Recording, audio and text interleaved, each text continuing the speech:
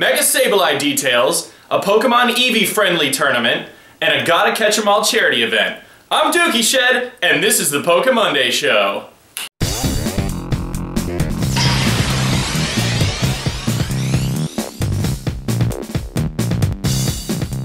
Alright, so last week you guys saw King Nappy cover the Mega Sableye announcement, but we didn't know much about it. We didn't know if it was going to retain its typing, its ability, its stats, etc. What the deal was with the giant rupee, if he was planning on going to the store and buying a jar to put a red potion in or something.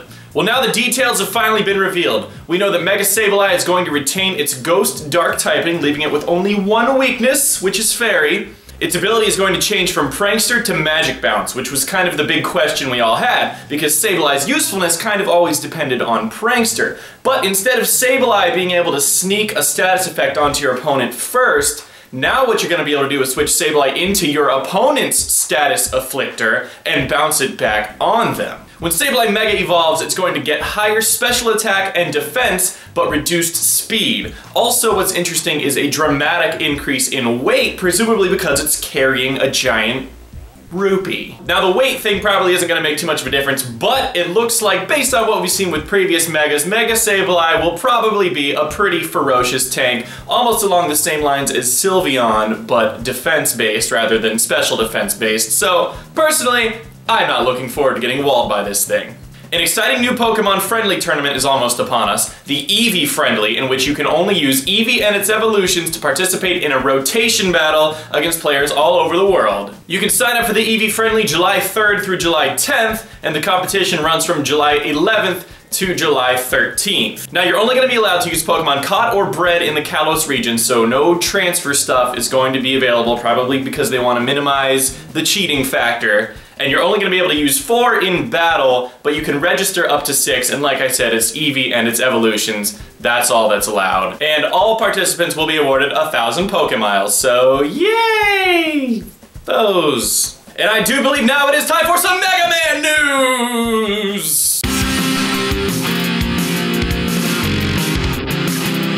So just earlier this month, the shareholders of Capcom, the company that owns Mega Man, voted to end the company's takeover defense. Now we're gonna have a little legal mumbo jumbo here, but basically what that means, if somebody bought all of the shares of Capcom stock, they still wouldn't own Capcom because Capcom had what was called a takeover defense in place. But now that they don't, a company, say, I don't know, Nintendo, could come along and buy Capcom and obtain all of their property, such as this guy. Now, why I consider this Mega Man news is because Capcom doesn't make Mega Man games anymore, and it would be great if a company that makes great games, such as Nintendo, would come along and buy up all of Capcom's property and make more Mega Man games, and I will not be so pissed off at the world anymore. In more exciting news, the Wii U Virtual Console is getting a crap ton of Mega Man titles. It's going to be Mega Man 5, 6, 7, X3, 0, Battle Network, and Battle Chip Challenge. I don't know what that last one is, but it's going to be on Wii U. Also, all of those Virtual Console games that came out on 3DS during Mega May are going to be available in Europe. Okay, back to Pokemon.